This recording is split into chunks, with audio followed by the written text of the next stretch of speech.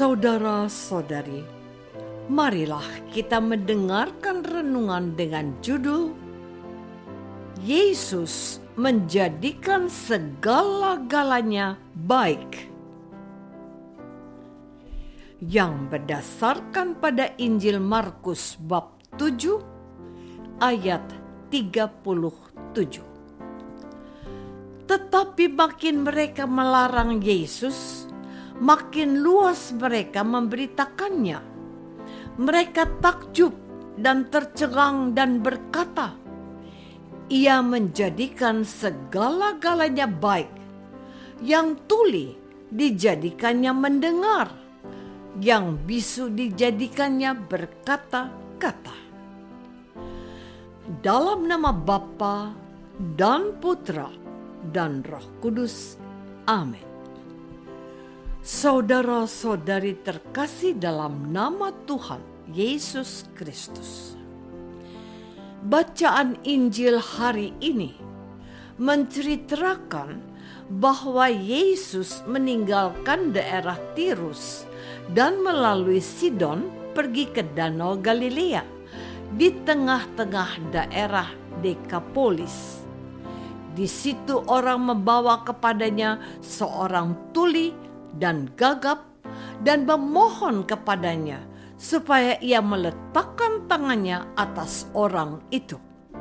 Dan sesudah Yesus memisahkan dia dari orang banyak sehingga mereka sendirian, ia memasukkan jarinya ke telinga orang itu, lalu ia meludah dan meraba lidah orang itu. Mereka kemudian sambil menengadah ke langit, Yesus menarik nafas dan berkata kepadanya, "Ephata," artinya terbukalah. Maka terbukalah telinga orang itu, dan seketika itu terlepas pulalah pengikat lidahnya, lalu ia berkata dengan baik. Yesus berpesan kepada orang-orang yang ada di situ supaya jangan menceritakannya kepada siapapun juga. Tetapi makin dilarangnya mereka, makin luas mereka memberitakannya. Mereka takjub dan tercengang dan berkata, "Ia menjadikan segala-galanya baik. Yesus menjadikan yang tuli mendengar dan yang bisu dijadikannya berkata-kata." Saudara-saudari terkasih, Injil Markus bab 7 didahului oleh kisah serombongan orang Farisi dan beberapa ahli Taurat dari Yerusalem datang menemui Yesus. Mereka melihat bahwa beberapa orang murid Yesus makan dengan tangan najis, yaitu dengan tangan yang tidak dibasuh.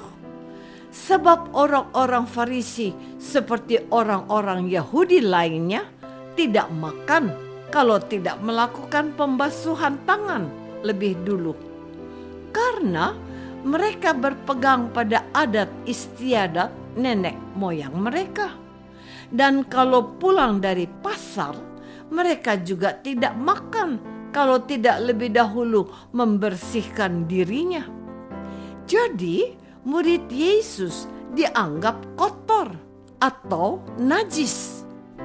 Setelah itu dilanjutkan dengan kisah seorang perempuan Siro-Fenisia yang minta Yesus agar menyembuhkan anaknya yang kerasukan setan.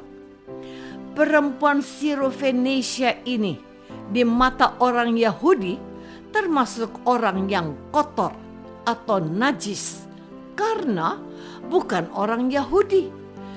Tetapi kita dapat melihat bahwa iman perempuan Siro-Fenisia ini lebih hebat dari iman orang Farisi dan ahli Taurat yang menganggap diri mereka bersih, suci, dan benar dari yang lain termasuk murid Yesus.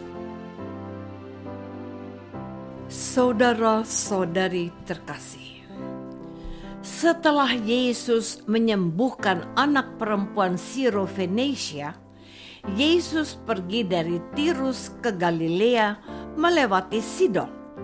Dalam perjalanannya itu, Yesus berjumpa dengan seorang yang tuli dan gagap. Orang yang tuli dan gagap ini tidak dapat menolong dirinya sendiri atau membawa dirinya bertemu dengan Yesus. Injil Markus mencatat bahwa orang tuli dan gagap itu bisa bertemu dengan Yesus berkat bantuan sesama.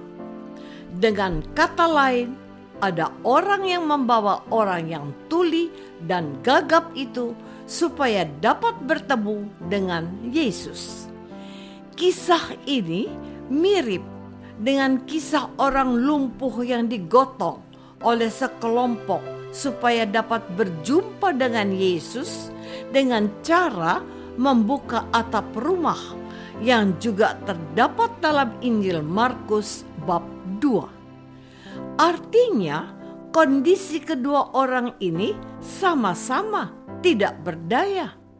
Mereka sangat membutuhkan pertolongan orang lain.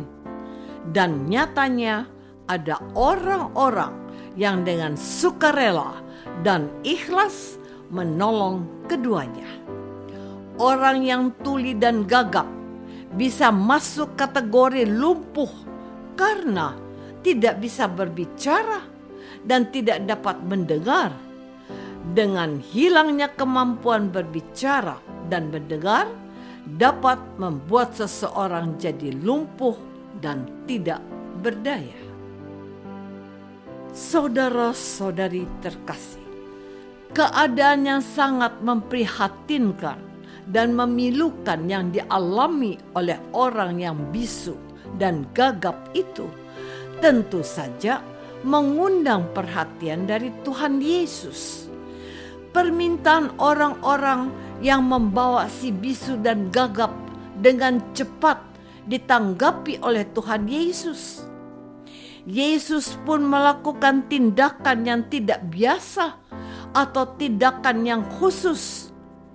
Tuhan Yesus memisahkan orang yang bisu dan gagap itu dari keramaian. Yang ada saat itulah hanya Yesus dan orang yang bisu dan gagap. Yesus pun memasukkan jarinya ke telinga orang itu. Lalu Yesus meludah dan meraba lidah orang itu. Kemudian sambil menengadah ke langit, Yesus menarik nafas dan berkata kepadanya, "Ephata," artinya terbukalah. Maka terbukalah telinga orang itu, dan seketika itu terlepas pulalah pengikat lidahnya, lalu ia berkata-kata dengan baik. Tindakan Yesus ini sungguh luar biasa. Hanya dalam sekejap, Yesus memulihkan kondisi orang yang bisu dan gagap menjadi normal kembali. Orang-orang pun dapat melihat bahwa Tuhan Yesus mampu menjadikan segala-galanya baik. Sama seperti Allah yang menciptakan langit dan bumi dan membuat segala sesuatu baik adanya. Apakah selama ini kita sudah melihat dan merasakan bahwa Tuhan Yesus mampu menjadikan segala sesuatu baik sesuai rencana Allah? Marilah kita berdoa. Tuhan Yesus Kristus, Engkau datang ke dunia untuk mewartakan Injil kepada semua makhluk. Mereka yang menerima dan percaya kepadamu dapat merasakan mujizat-Mu. Bukalah mata hati kami supaya kami pun dapat melihat karya-Mu yang maha indah, yang menjadikan segala-galanya baik. Doa ini kami persembahkan dalam nama-Mu, Tuhan dan pengantara kami. Amin. Semoga kita semua selalu dinaungi dan dibimbing oleh berkat Allah yang Maha Kuasa. Dalam nama Bapa dan Putra dan Roh Kudus. Amin.